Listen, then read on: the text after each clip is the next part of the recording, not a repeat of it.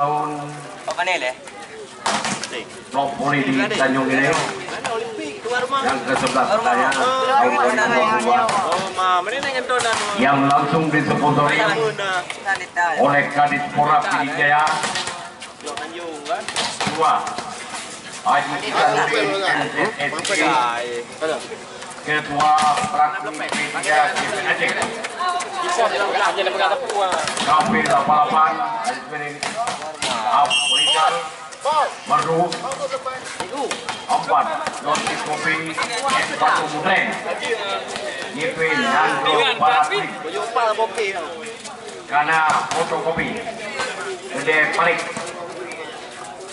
Hawa Esisa YP Merasa Macang Meru Mati Kampung Mereka Toko Panggungan Marpur Jaya Gede Peru Kecamatan Uling Ode Istika Krosir Gede Kecamatan Uling di depan Pasangkan Antitat Gede Parik Kartu Indusan Original TV Jalan Pulang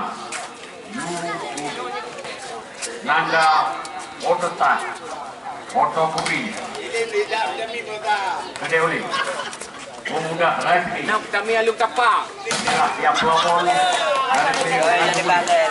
inilah ya sebagai sponsornya yang mendukung jalannya acara pertandingan bola voli.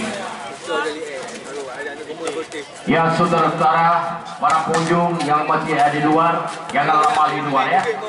Silakan Anda masuk melalui pintu masuk yang telah kami sediakan.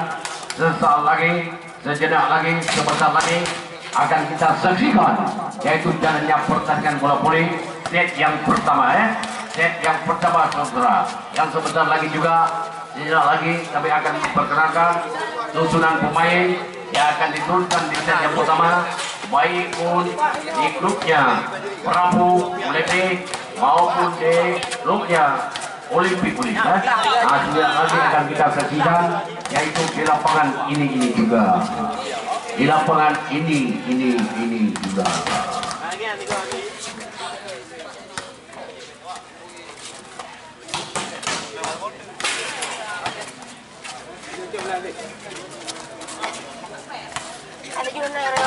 Nah, nampaknya keadaan situasi hari ini cukup cerah itulah.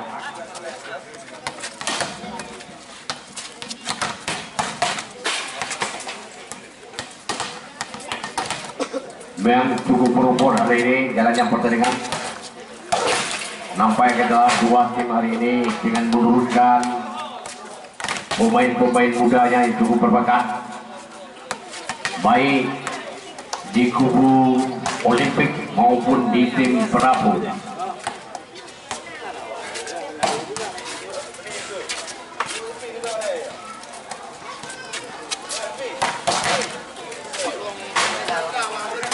Nah, Food Anteda ini yang ke-11 2022.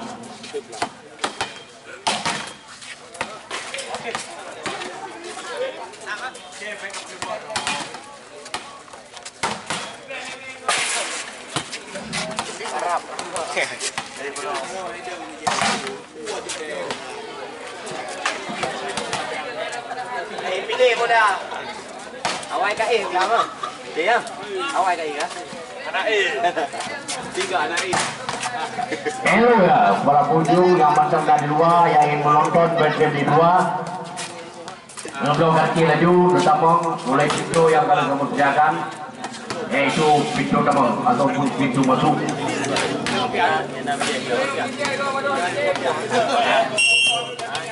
Wah, wasit meniupkan peluit, pertandingan segera akan dimulai.